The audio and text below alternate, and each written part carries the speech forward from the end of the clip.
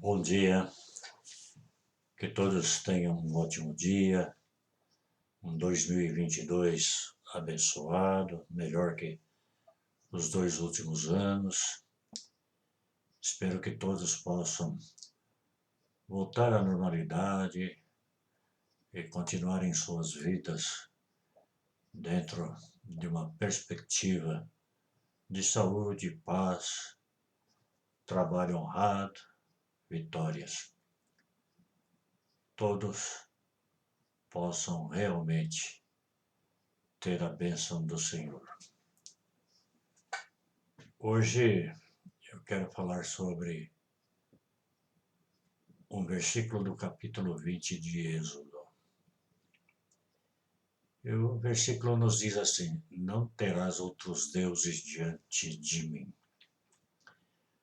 A pergunta que me faço: o que é deuses ou Deus com letra minúscula? Que não se refere ao Deus soberano, verdadeiro, único. O que é Deus para mim? Se eu olhar para dentro de mim, eu começo pensando no meu eu. Para mim, do eu surgem os desejos bons e ruins, surgem deuses que não são somente imagens, esculturas, sejam elas no corpo ou fora do corpo, que não influenciam somente no espírito, mas especialmente sobre a carne. Eu posso ter como Deus pai, mãe, esposa, esposo, filhos, artistas, jogadores, políticos. Alguns se deixam levar tanto por estas coisas que perdem a própria razão, o verdadeiro sentido da responsabilidade e do respeito. É algo assim impressionante como o eu, especialmente o meu, é o maior Deus que eu tenho diante do meu Deus, vivo e verdadeiro. Este versículo faz parte do Decálogo, ou seja, dos 10 mandamentos, conforme registra o livro de Êxodo no seu capítulo 20.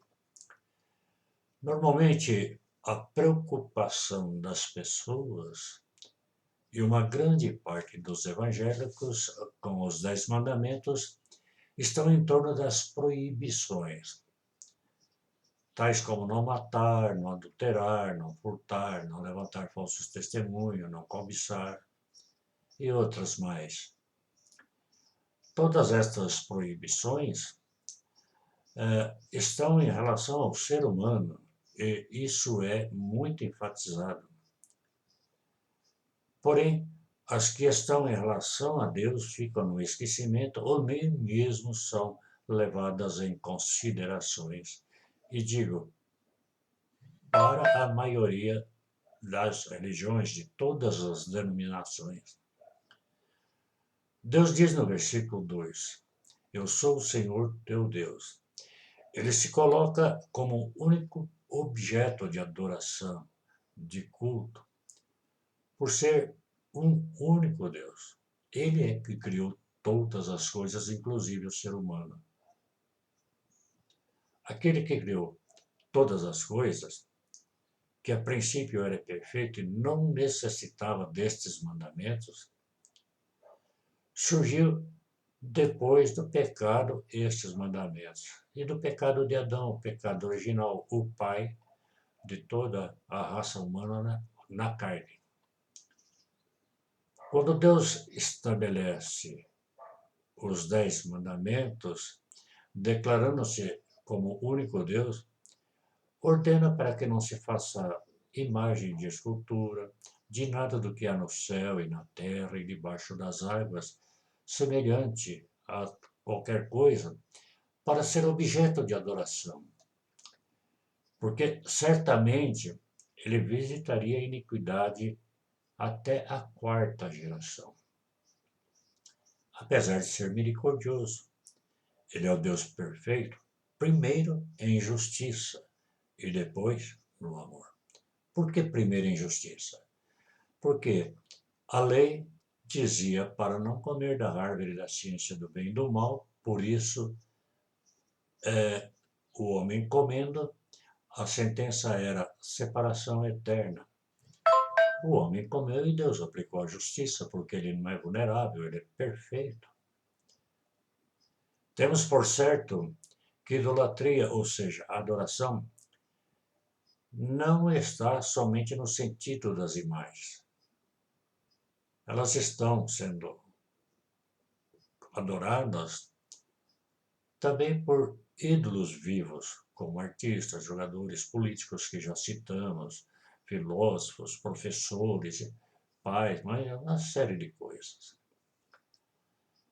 Diante de todas estas coisas, passei a me perguntar e a procurar qual seria o meu maior ídolo para ir me libertando de todos os ídolos. E a minha surpresa foi aquilo que eu já disse, muito triste, pois o maior ídolo que encontrei foi o meu eu. É deste eu que surgem todos os demais ídolos. É nele que estão todas as aspirações, todos os desejos, e gera todo o orgulho, toda a vaidade, que se dedica à posse de todas as coisas e a querer que tudo, seja para mim mesmo e se volte a mim como sendo eu o centro. E tudo tem que girar em torno de mim para satisfazer todas as minhas aspirações e desejos. Portanto, receber um não conseguir alguma coisa, ser contraditado por alguém, ser submisso, compassivo, tolerante, perdoador, é algo difícil, muito difícil.